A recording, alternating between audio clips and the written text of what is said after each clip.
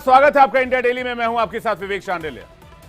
झारखंड से लेकर महाराष्ट्र तक चुनावी मौसम बना हुआ है, चुनावी फिजा लगी हुई, लेकिन इन सब के बीच सवाल यह गहरा रहा है कि क्या महायुति में सब कुछ ठीक है?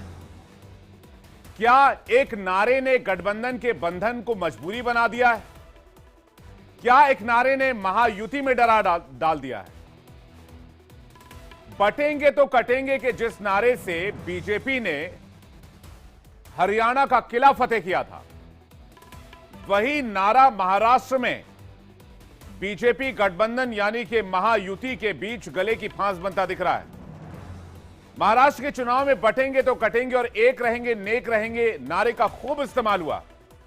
महायुति की करीब करीब सभी रैलियों में इसी स्लोगन का इस्तेमाल हुआ, लेकिन अजीत पवार की पार्टी को छोड़कर, एनसीपी को छोड़कर, क्योंकि बीजेपी को भरोसा है कि इस नारे के भरोसे चुनावी नैया पार हो जाएगी।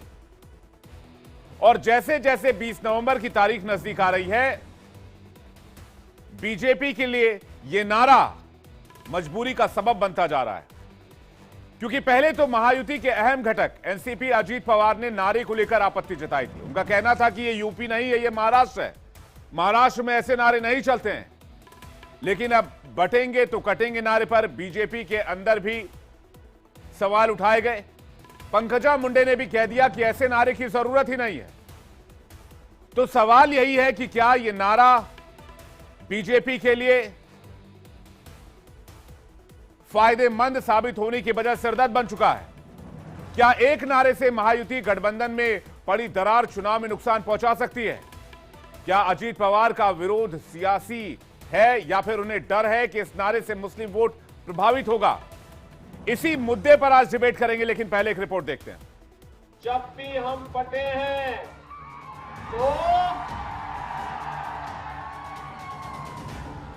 तो बटे हैं।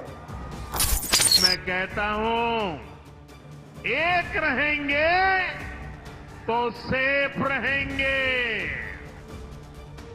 यूपी के मुख्यमंत्री योगी आदित्यनाथ के कटेंगे तो बटेंगे के नारे से महाराष्ट्र की सियासत में कितना असर होगा, ये तो 23 नवंबर को नतीजों से साफ होगा। लेकिन योगी के इस नारे से महायुति में घमासान जरूर छिड़ा हुआ है। महायुति को छोड़िए, बीजेपी महाराष्ट्र में भी बटेंगे तो कटेंगे को लेकर एक राय नहीं है।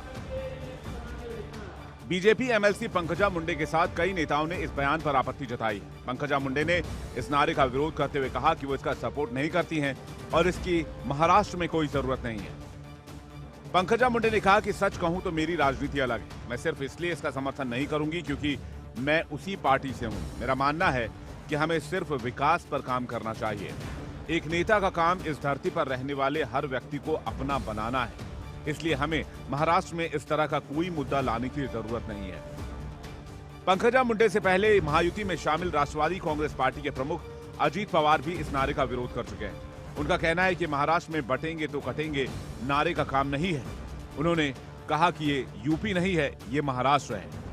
एक स्टेट के चीफ मिनिस्टर आते हैं और वो बोल देते हैं बटेंगे कटेंगे, तुरंत हमने बताया कि ये उत्तर प्रदेश नहीं है, नॉर्थ में ये चलता होगा।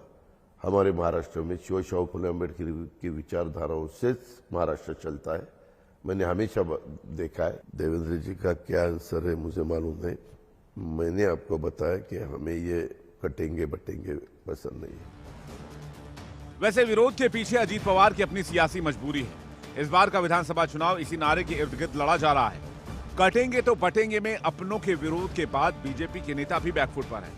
खुद डिप्टी सीएम देवेंद्र फडणवीस का कहना है कि उन्हें इस नारे में कोई खराबी नहीं दिखती है। अजीत पवार इसका मतलब ठीक से समझ नहीं पा रहे हैं। मैं तो योगी जी के नारे में कोई गलत बात नहीं देखता। इस देश का इतिहास देखिए, जब जब ये देश जातियों में बटा, प्रांतों में बटा, समुदायों में बटा, तब तक ये देश गुलाम हुआ। देश भी कटा और व्यक्ति भी कटे। इसलिए बटेंगे तो कटेंगे, ये इस देश का इतिहास रहा है।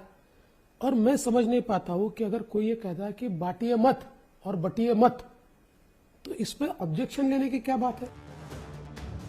महाराष्ट्र विधानसभा चुनाव बटेंगे तो कटेंगे, एक रहेंगे तो सेफ रहेंगे के नारों से पटा पड़ा है।